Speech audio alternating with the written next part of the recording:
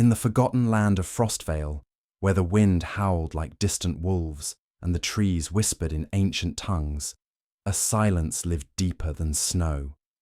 Beneath the thick canopy of black pine and frost-bitten stone, a figure moved like a shadow, stitched to the earth. Her name was Valeria. Her presence was rarely seen, and never twice in the same place. To the few who had glimpsed her, she was a tale told over firelight, a woman with eyes like wine and skin pale as winter moonlight. Valeria was not of the human world. She belonged to the Duskborn, a bloodline of old that fed on whispers and vanished into mist. But even among her kind, she was different. She feared something they did not. The light of the twin moons, when both moons hung together in the sky, one silver, one pale gold. Her skin would burn with an unspoken fever. It was not pain. It was something else, something she could not name. When the twin moons rose, she locked herself away beneath the earth and waited for the light to pass. The elders told her it was weakness, a curse of diluted blood. But Valeria suspected more. In the hidden chamber of her mind, she sometimes dreamt of wild forests, warm breath on her neck, and a heartbeat that was not her own. Dreams that did not belong to any vampire she knew on one such night. The moons climbed together in the sky like watchful eyes, and Valeria wandered too far from her shelter. She had followed the scent of pine and snow, hoping to find solitude, near the old border where vampire lands ended and wolf territory began. But fate had other ideas. A low growl drifted from behind the trees. She turned, and there he was, a man, tall and rough-edged, with snow-dusted hair and a gaze like storm clouds. His clothes were torn at the shoulder, and a faint glow pulsed beneath his skin. He did not attack, nor did he speak. He simply stared. And she, though her instincts screamed to flee, stayed. Valeria had never seen a werewolf up close. Only stories painted them as beasts without reason. But this one seemed wounded, and not just in the body. Something in his eyes reflected her own loneliness. She took a step forward, then another, and then, as if drawn by a force neither understood, he reached to steady her as she stumbled on a root. His fingers brushed her hood, and in that instant, it slipped. Moonlight fell directly on her skin, a spark, a shiver. A sudden wave of heat surged through her chest. She gasped, not in fear, but in confusion. Her body trembled, her breath caught, and her vision blurred. The light did not harm her. It awakened something buried deep. The werewolf stared, just as shocked as she was. In the silence that followed, Frostvale held its breath, and the old world began to shift. Cale had lived most of his life on the edge of silence. Exiled from his pack after refusing to follow a cruel command, he wandered the borders of forbidden lands, seeking solitude and perhaps some forgotten purpose. But nothing in his long winters of wandering had prepared him for her. She wasn't just a vampire. He'd fought vampires before, quick, cold, and full of pride. But the woman in the snow tonight wasn't like them. When he'd reached out to steady her, and the hood had fallen from her head, something strange had happened. Not rage, not fear, something older. He watched the moonlight kiss her skin, and instead of burning, she glowed. Her eyes widened, her breath hitched, and for a moment, it looked like she was melting from within. Not into pain, but into something alive. Valeria staggered back, pressing a hand to her chest. Heat pulsed beneath her ribs, spreading outward. Her fingers trembled as if trying to hold in a storm. She looked at Cale, confusion written across her face, and for the first time in years, she spoke to someone not of her kind. What did you do?" she asked, her voice barely more than a whisper. Kyle shook his head slowly. "I only touched your cloak." They stood there in the clearing, the twin moons high above them like watchful sentinels. The snow around them glowed with a soft silver hue. In that strange light, neither looked like hunter nor prey. They looked like something the old songs forgot. Valeria turned her eyes to the sky. The light. It never felt like this before. It used to burn. But now, it burns differently. Kyle's instincts hummed with unease. Something about her reaction, about the way the air around them had shifted, felt important. He had seen many things in his travels, read forbidden scrolls, hidden in mountain ruins, and heard old whispers from seers. Some spoke of a bloodline that should not exist, a merging of two worlds that once warred for centuries. But that was just legend. Wasn't it? Valeria looked at her own hands. They shimmered faintly in the moonlight, not glowing with cold, but warmth. "I'm changing," she whispered. But not into something worse, into something else. Kale stepped closer, slow and careful. "You're not afraid?" "I was," she replied, "all my life, of this light, of what it might reveal. But now, maybe the fear was never mine." A silence passed between them, then a shared breath. "I know a place," Kale said after a moment. "Hidden beneath the cliffs, old, quiet. If this is what I think it is, you'll find answers there." Valeria looked at him, uncertain but intrigued. "Why help me?" He looked up at the moons. "Maybe I'm tired of being alone too." The snow fell gently as they began to walk. One vampire, one werewolf, into the unknown, with something ancient awakening behind every step. The cave beneath the cliffs was colder than the snow above. It was a place Kale had found long ago during his exile. Deep and quiet, its stone walls etched with symbols older than memory. He had never known what they meant, only that they pulsed, faintly when touched under moonlight. Now, as he guided Valeria through the narrow passageways, the air felt heavier, as if the stone itself remembered her. Valeria moved slowly, her fingers grazing the carvings. Each touch brought a faint warmth to her skin. A whisper in her mind she could not quite understand. She had never believed in the old legends. Her coven had warned her against such thoughts. Tales of mixed bloodlines, of ancient unions, of power too great to be allowed. But here, in the quiet dark, those tales felt less like fiction. They stopped before a circular chamber. In its center, a small pool reflected the light of the moons through a crack in the ceiling. Around it, 7 symbols glowed softly. Valeria knelt beside the pool and stared into the water. Her reflection shimmered, then shifted. Her eyes, once fully crimson, now held a ring of gold. "This is not just a curse," she whispered. "It's a memory. Something buried." Kyle remained silent. He had seen similar signs before, in ruins scattered across forgotten places. Always hidden, always guarded. Some spoke of a first union, a child born of both wolf and vampire blood. The child had vanished, hunted by both sides. The council had erased every trace, or so they thought. Valeria stood slowly, turning toward him. I think I was never meant to know." "Your coven kept it from you?" Kale asked. "They raised me in shadow, told me never to look at the moon. They said it would burn me alive. Maybe they were afraid it would show me the truth."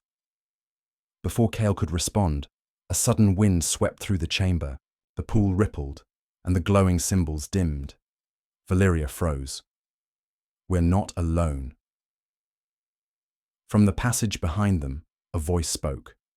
Calm, cold, and familiar. "No, child, you never were." It was Isolde. Valeria turned to see her former mentor, step from the shadows, eyes sharp, cloak like smoke behind her. Isolde had trained her, protected her, and yet now her presence felt like iron. Behind her, 2 silent figures in dark armor waited. Blood crows, hunters of the coven. "You were supposed to remain hidden," Isolde said, gaze flicking to Kale with disdain. "But you wandered too far, and now you've awoken something we spent centuries burying." Valeria's heart pounded. You knew? Of course, Isolde replied. But knowing is not the same as allowing. Cale stepped forward, fists clenched. She deserves the truth.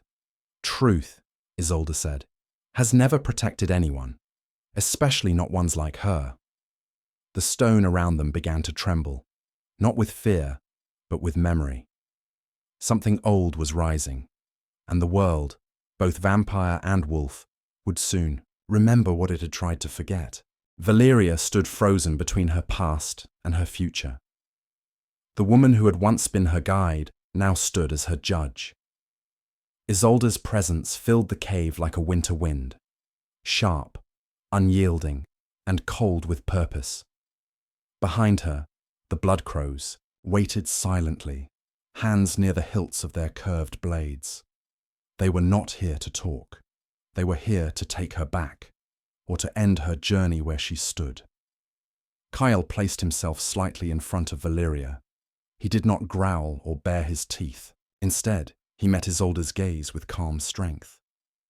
He had faced alphas before. He had faced betrayal. He would face this too. You will not take her, he said quietly. Isolde raised a brow. And what will you do, lone wolf? You are outnumbered, and far from your kind. She belongs to us. Valeria stepped forward, her voice steady. I do not belong to anyone. Not anymore. A flicker of something, perhaps regret, perhaps fear, crossed Isolde's face, but it passed. She signaled the blood crows forward. Then you leave us no choice. But the cave had heard the truth. The ancient symbols on the walls glowed brighter. The ground beneath them rumbled. As the blood crows stepped toward them, a sharp wind burst from the chamber, tossing dust and light in a circle around Valeria. She stood tall, her eyes glowing faintly with that strange gold and crimson mix. I won't run, she said. Not from this, not from you. Kyle took her hand. Then we fight. What followed was not a battle of strength, but of balance. Valeria moved like mist, her steps guided by centuries of training and something deeper now rising from within. Kale was the storm beside her, swift and silent, his strikes precise. Together, they were not just defending, they were reclaiming. The blood crows faltered. They had trained to fight vampires and werewolves, not both in one breath. Isolde, seeing her hunter's struggle, vanished into shadow. Her voice echoed through the cave. You may have found a piece of yourself, child, but the world beyond this cave is not so kind. They will hunt you, both sides, because neither will accept what you are becoming. Valeria did not reply. The cave quieted. The blood crows lay unconscious. Isolde was gone. Outside, the twin moons continued their path across the sky. The snow had stopped falling. A quiet had settled, a quiet filled with decision. Kyle looked to Valeria. You were right. They knew. They always knew. But you're not alone anymore. Valeria nodded. Then we stop hiding. We find out everything. And if they come for us, we show them that what they fear is not a threat, but a beginning. From the shadows of exile, a new path had opened, one forged not by blood alone, but by choice. And as they stepped out into the frost veil night, the wind carried a scent of change. The forest gave way to stone as Valeria and Kale crossed the last ridge before Mount Ilarin. It stood like a sleeping giant, cloaked in mist and crowned with snow. Legends called it the spine of the world. Buried beneath it was the place they now sought, an ancient temple carved into the mountain's roots, older than any living vampire or werewolf. It was where the first bloodlines were said to have been bound by fire and oath. They climbed in, silence, the air growing colder, thinner. Yet with every step, Valeria felt a warmth growing inside her. It was not from Kale's hand in hers, though that steadied her more than she would ever say. It was the fire she could no longer deny, a fire that had nothing to do with hunger and everything to do with who she was becoming. They reached the mouth of the temple, as the twin moons rose together. The entrance was marked by a broken arch and worn runes that shimmered faintly in the light. Cale touched one of the symbols. It pulsed, recognizing his blood. Valeria stepped forward. The ground trembled. A voice spoke, not from any throat, but from the walls, the stone, the very mountain itself. It was neither kind nor cruel, only ancient. One of moon, one of shadow.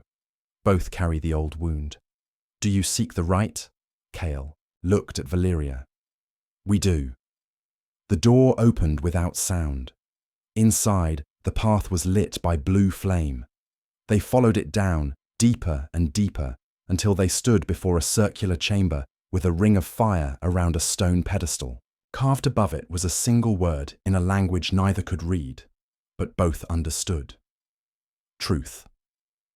Valeria stepped into the circle. Flames licked at her boots but did not burn. Cale followed, his shadow stretching long beside her. Once inside, the fire sealed them in. A sudden light filled the room. They saw not just themselves, but reflections of their ancestors, battles, love, betrayal, a hidden pact, a forbidden child. Valeria gasped. This is where they made the promise. Cale's voice was low. And where they broke it, the pedestal glowed. From within it rose a shard of crystal, warm and pulsing like a heart. Both reached for it, hands touching together. The moment they did, the room exploded in color and heat. Valeria cried out, not in pain, but awakening. Her eyes flared gold and red. Cale's skin shimmered, markings like moonlight appearing on his arms. The rite had accepted them, and in doing so, it had awakened something else. Beneath the chamber, far below where even roots reached, something stirred, a presence older than the mountain, a shadow with memory. Valeria staggered. We weren't the first, just the ones who came when it mattered most. Cale caught her. Then we finish what they started. The fire dimmed. The door opened again, and from that moment on, they were no longer just survivors of two worlds. They were the beginning of a third. The winds howled louder as Valeria and Cale stepped out of the temple. The snow no longer fell in flakes, but danced in swirls, almost as if stirred by something unseen. Something old, something restless. Far below the mountain, the forests trembled. Birds had fled.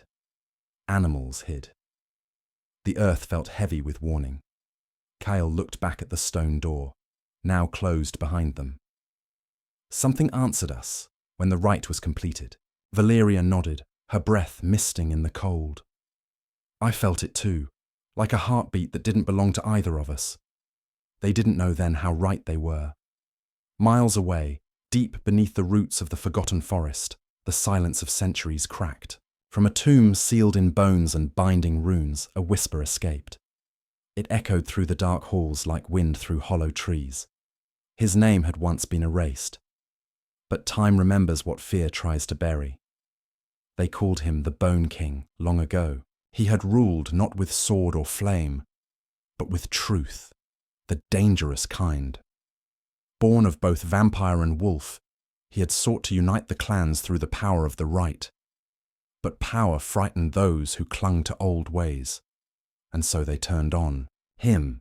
Vampire elders and wolf alphas alike joined hands to destroy him.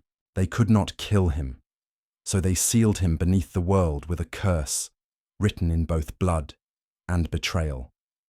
But curses weaken, and when Valeria and Cale completed the rite, they did more than awaken their power. They broke the final chain. Far from the mountain, in the marshlands where nothing grew, mist began to rise, not from the ground, but from the bones of the buried. Figures once forgotten started to stir. Their eyes glowed faint gold. Their skin bore marks like cracks in old stone. They were not alive. They were not dead. They were his army. On a ruined hilltop, a figure emerged from the ground, tall and robed in tattered remnants of an age long past. His face was not skin, but bone polished by time. 2 horns curved from his brow, and within his empty sockets burned light from both moons. He looked to the sky and whispered, "They have returned." And then he smiled. Back at the edge of Frostvale, Kale and Valyria stood by a frozen stream. The water beneath the ice was shaking. Animals ran without sound. The wind no longer carried snow. It carried memory. Valyria's hand tightened around Kyle's. "I think we've started something no one can stop." Kale's eyes narrowed. "Then we make sure we finish it." A howl echoed in the distance. Not of beast, but of something lost and found again. The Bone King had risen, and the world would soon remember the power it once tried to erase. The night sky was ablaze with the twin moons, their light casting long shadows over the howling vale. The air was thick with tension as armies gathered, vampires, wolves, and creatures born of the old Union, restless and ready. The ground trembled beneath thousands of footsteps, and the wind carried the scent of cold steel and burning wood. Valyria stood at the forefront, her eyes glowing with the strange fire that had grown within her since the rite. Beside her, Kyle shifted into his full form, a towering figure of moonlit fur and fierce gold eyes. Together, they were the heart of the resistance, the spark of hope in a world on the edge of chaos. The Bone King's forces swarmed like shadows in the night, twisted shapes with cracked skin and hollow eyes, fueled by the ancient power they had been given. Their leader moved like a storm of bones and darkness, commanding with a voice that shook the very earth. The battle began with a roar. Kale charged, his claws tearing through the enemy ranks, while Valyria danced among them, swift and graceful, her movements a blur of light and shadow. Their powers intertwined, the fire in her blood matched by the fury in his howl. Together, they pushed back the tide, but the Bone King was relentless. In the heart of the battle, Valyria saw him, striding toward her with the weight of centuries behind every step. He raised an obsidian spear, its tip glinting under the moons. With a cry, he struck, and Valyria fell. Kyle's roar split the sky as he rushed to her side, fury burning brighter than ever. His form expanded, muscles rippling with power as he faced the Bone King. Claws met bone, fire met shadow, and the ground cracked beneath their clash. The fight was brutal and raw, each blow shaking the veil like thunder. Kyle fought not just for himself, but for Valyria, for their future, for the chance to change the old stories. Finally, with a roar that echoed through the mountains, Kale struck the Bone King down. The shadow shattered, dissolving into mist beneath the light of the twin moons. But the victory came at a cost. Kale knelt beside Valyria, cradling her in his arms. Her breath was shallow, eyes closed but glowing faintly. The warmth inside her seemed to flicker like a dying flame. "Stay with me," he whispered, his voice breaking. "Please." The moons shone down, bathing them in silver light. Then, from somewhere deep within, a spark ignited. A single tear from Kyle fell onto her lips, shimmering with ancient light. Valyria's eyes fluttered open, shining brighter than ever before. Gold and crimson mixed like fire and dawn. The battle was over. A new chapter had begun. And beneath the twin moons, their legend was born, not of war, but of love and hope. The shattered moons left the sky forever changed. Fragments of silver and crimson drifted like embers before vanishing into the emptiness. In the wake of that celestial rupture, Velmira and Kaelin stood on a grassy hill overlooking the Vale of Daramir. The land, scarred by centuries of mistrust, felt different now, as though the blood between vampire and werewolf had thinned into a single river of possibility. Velmira, her once pale skin now flush with renewed warmth, gazed at the horizon. Kaelin stood beside her, his fur a smooth midnight velvet that rippled gently in the breeze. They had emerged from the sanctuary changed, neither wholly vampire nor wholly werewolf, but a living union. Their bond remained potent, tempered by sacrifice and trust. They carried the Cryptex Fang and the Moonstone Shard in a leather satchel, relics of a past that sought to divide. Along the winding path back to the ruins, they encountered travelers and refugees fleeing distant lands. Whispers of their ascension had spread like wildfire, tales of a vampire who had chosen mortality and a werewolf who had refused to abandon his heart. Villagers knelt at their passing, uncertain whether to pray or to tremble. Some reached out, placing offerings of bread and rusted trinkets before them. In their eyes, Velmyra saw a flicker of hope, a hope that two enemies could become harbingers of unity. As they crossed the old bridge into the shattered city of Ashfall, the first of the sun's rays broke through the haze, painting the broken spires gold. Ash lay thick on the ground like dust collected from centuries of sorrow. Yet new green shoots pushed through cracks in the pavement, nourished by moonlit blessings.